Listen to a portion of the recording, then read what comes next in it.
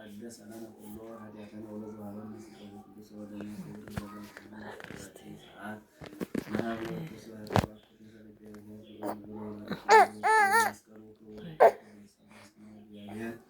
ወትረ በኩሉ ጊዜ በኩሉ ሰዓት በየጊዜውና በየሰዓቱ አምላካችን እግዚአብሔር ጠባቂ መላክን ያሳጣን።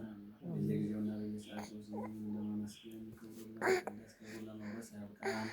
እግዚአብሔር ይስጥልን፣ እግዚአብሔር ይጠብቃችሁ። ለዓመቱ ለወሩ በሰላም በጤና ጠብቆ ያደርሰን ያደርሳችሁ። አምላካችን እግዚአብሔር እንደ ቸርነቱ እንደ ምሕረቱ እንደሚያውቀው ሳይሆን ዓመቱን ሙሉ ጠብቆ ለዚህ ታላቅ ቀን ለዚህ ታላቅ በዓል ዓመታዊ ክብረ በዓል ስላደረሰን ክብርና ምስጋና ይድረሰው። በዛሬው ዕለት እንግዲህ ሁለት አበይት በዓል ነው የምናከብረው። ትልቅ በዓል ነው። 9 አበይት የሚባሉት ታላቅ ማለት ነው። ታላቅና እንደ ታላቅ ወንድምና እንደ ታናሽ ወንድም ማለት ነው። ንዑሳን በዓላትም አሉት ጌታችን አምላካችን መድኃኒታችን ኢየሱስ ክርስቶስ። እነሱም 9 ናቸው። ከንዑሳን በዓላት በተጨማሪ ደግሞ 9ኙ አበይት ይባላሉ። ታላቅ ማለት ነው እና ታላቅ የሚባሉት የጌታችን በዓላት 9 ናቸው። ከ9ኙ እንግዲህ የዛሬው ነው። ዛሬ አሁን ሆሳዕና ነው። ከሆሳዕና ቀጥሎ ደግሞ ጥንተ ስቅለቱ ነው።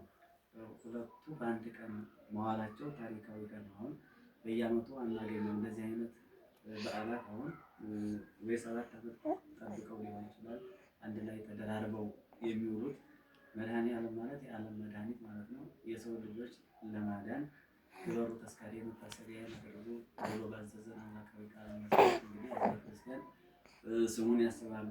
ልክ እንደናንተ በኢትዮጵያ ኦርቶዶክስ ተዋሕዶ ቤተክርስቲያን ማጥፋት ስሙን እየጠሩ መታሰቢያውን እያደረጉ ለስጋቸውም ለነፍሳቸውም እነሱም ነው ሌላውንም ያድናሉ ማለት ነው። በእናንተ ስጦታ በዚህ ዝክር በዚህ ማህበር ምክንያት ሀገር ትድናለች። ለምን እንግዲህ አሁን ያለንበት ሁኔታ ሀገራችንን ያለችበት ሁኔታ የጭንቅ ሁኔታ ነው ያለንበት። ግን የከበደውን የነገረውን የሚያበርድ አምላካችን እግዚአብሔር ነው። ለሰው የሚሳነው ለእግዚአብሔር የሚሳነው ነገር የለም።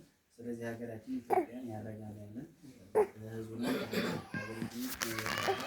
ከስደት ይሰውርልን፣ ስጦታቸውን እግዚአብሔር አምላክ ማህበራቸውን ያስቀርላቸው፣ ስጦታቸውን ይቀበልላቸው። ከ9ኙ አበይት በዓላት ሁለቱ የዛሬው ቀን ጥንተ ስቅለቱ ነው። ዛሬ ጥንተ ስቅለት ማለት መድኃኔዓለም ኢየሱስ ክርስቶስ የዛሬ 2000 ዓመት በዛሬው ዕለት ነው ለሰው ልጅ ብሎ 13ቱን ሕማማተ መስቀል የተቀበለው። እንግዲህ ዛሬን ስናስብ ስቅለቱን ስናስብ በህሊናችን እናስባለን። 13ቱን ሕማማተ መስቀል እናስባለን። ጥንተ ስቅለቱ ነው፣ መድኃኔዓለም ነው። ሁለተኛው አበይት በዓል ካልናቸው ደግሞ ሆሳዕና ነው።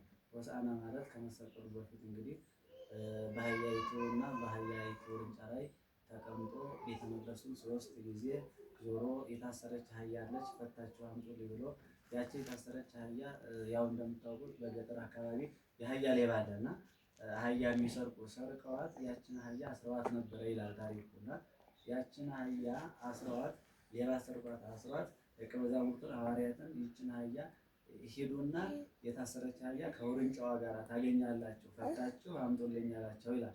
ይሄ ምሳሌ ነው። ምንድነው? አንደኛ ሌባ ያሰራት ያችን አህያ ለበስ ለ5500 ዘመን አዳምና ሔዋን በበሉት ዕፀ በለስ ምክንያት ከገነት ተባረው የለ።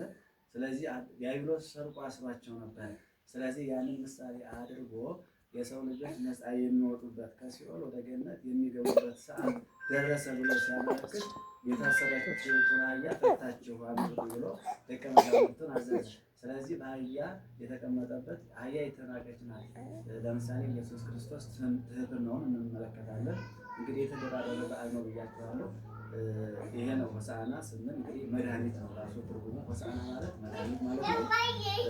መድኃኔዓለምም የሚለው ትርጉሙ መድኃኒት ነው። መድኃኒት በመድኃኒት ላይ የተደራረበ በዓል ነው። መድኃኒት በመድኃኒት ላይ የዋለበት አብይ በዓል በአብይ በዓል ላይ የዋለበት ዕለት ስለሆነ የተደራረበ በዓል ስለሆነ እንግዲህ የተደራረበ በረከት ያድላችሁ፣ የተደራረበ ጤና ይስጣችሁ። እግዚአብሔር አምላካችን ባለ ሳምንት ባለቤት በጤና በሰላም ጠብቆ ለሞቱ ያደርሳችሁ ያደርሳችሁ። በዛሬው ዕለት እንግዲህ 13ቱን ሕማማተ መስቀል የምናስብበት ለእኛ ብሎ ምራቅ የተተፋበት ለእኛ ብሎ የተሰቀለውን መድኃኒታችን ኢየሱስ ክርስቶስን በእንደዚህ አይነት መልኩ ተሰባስበን በአንድ ላይ በጋራ ስንቀ ነፍስ ነው የሚባለው። ስንቀ ነፍስ ማለት የነፍስ ስንቅ መታሰቢያን አድርጉ ብሎ ስላዘዘን ይኸው መታሰቢያውን እያደረጋችሁ ነው። ካህናትን ወደ ቤታችሁ ጠርታችሁ ምሳ ወይም ማንኛውንም ፕሮግራም በምታደርጉበት ሰዓት ያዘዘን አንድ ኃይለ ምሳ ወይም ዝግጅት በምታደርጉበት ሰዓት ወደ ቤትህ ለነፍስ ዋጋ የሚያሰጡህን ብድራት ሊከፍሉ የማይችሉትን ጥራ ይላል በሉቃስ ወንጌል ምዕራፍ 14 ላይ የተመዘገበ ኃይለ ቃል ነው። እንግዲህ ካህናት ነዳያንን ይወክላሉ።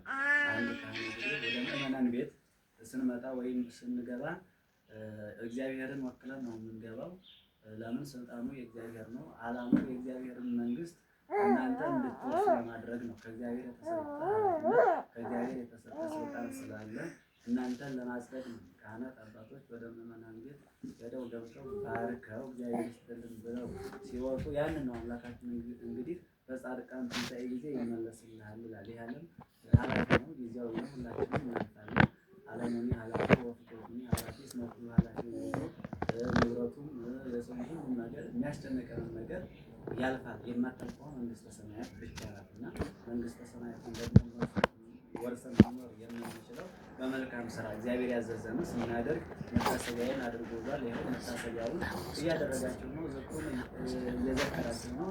የመድኃኒዓለምን ማለት ነው። ስለዚህ ይሄ ያደረጋችሁት አድራጎት ወታችሁ ለፍታችሁ እንግዲህ ደረቅ እንደገባችሁ ጤሶባችሁ ይህን ሁሉ ያዘጋጃችሁት እንግዲህ የምን ዋጋ ነው ማለት ነው? የመንግስተ ሰማያት ዋጋ፣ መንግስተ ሰማያትን መግዛት ማለት ነው።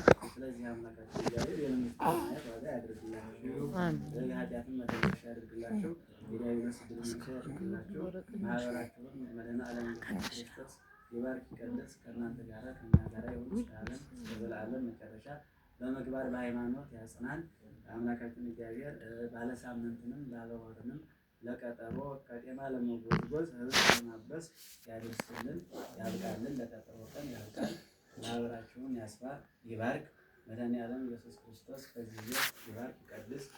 ቅድም እንደተናገርኩት ትልቅ የደስታ ቀን የደስታ በዓል ነው። የተደራረበ በዓል ስለሆነ የተደራረበውን በረከት የተደራረበውን ክብር ያድላችሁ። ሕፃናት ይደጉ ከክፉ ነገር ሁሉ ተሰውረው በአእምሮ በእድሜ በጤና ያሳድግልን። እግዚአብሔር እንግዲህ የነደደውን ያበርድልን፣ የከበደውንም ያቀልልን። የሀገራችን ሁኔታ እንግዲህ ለእግዚአብሔር የሚሳነው ነገር ስለሌለ ያው የሰው ልጅ ችግሩ የሚፈጠረው ከሰው ነው እና እግዚአብሔር ቸር ነው፣ እግዚአብሔር ደግ ነው። ለእግዚአብሔር የሚሳነው ነገር የለም።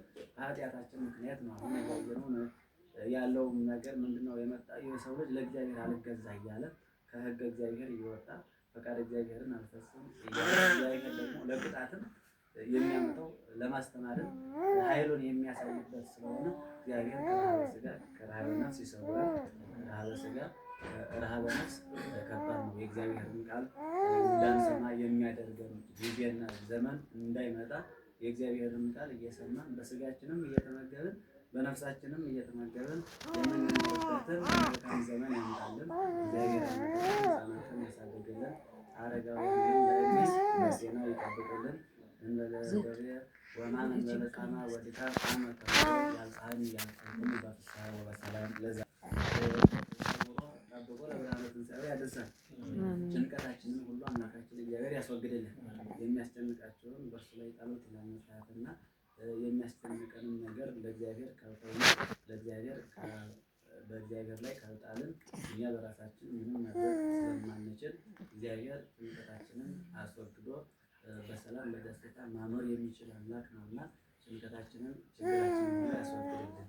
አምላካችን እግዚአብሔር የታመሙትን፣ የታሰሩትን፣ የተራቡትን በልዩ ልዩ ምክንያት በችግር ምክንያት ያሉትን በምሕረቱ በቸርነቱ ይጎብኝልን። አምላካችን እግዚአብሔር ከእናታችን ከእመቤታችን ከወላዲተ አምላክ ከድንግል ማርያም ከመልአኩ ቅዱስ ገብርኤል በረከት ረድኤት ያሳድርብን። ሰላም ያስነሽን።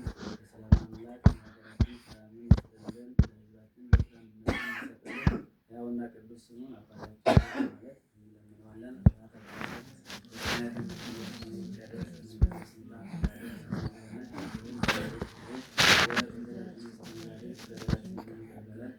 እኛም የበደሉንን ለምንል አደሱ በክፉ ሁሉ አድነን እንጂ መንግሥት ናትና ኃይል፣ ክብር፣ ምስጋና ለዘላለሙ አሜን። እመቤታችን ቅድስት ድንግል ማርያም ሆይ በመልአኩ ቅዱስ ሰላምታ ሰላም እንልሻለን።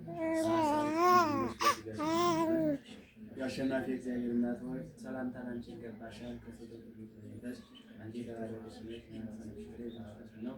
ጸጋን የተመላሽ ደስ ይበልሽ፣ ልዑል እግዚአብሔር ከአንቺ ጋር ነውና ከተወደደው ልጅሽ ከጌታችን ከመድኃኒታችን ከኢየሱስ ክርስቶስ ዘንድ ይቅርታና ምሕረትን ለምኝልን ኃጢአታችንን ይቅር ዘንድ ለዘላለሙ አሜን። ያለ ድካም ያለ ሕማም ለብርሃነ ትንሣኤው በሰላም ያደርሰን ያደርሳችሁ።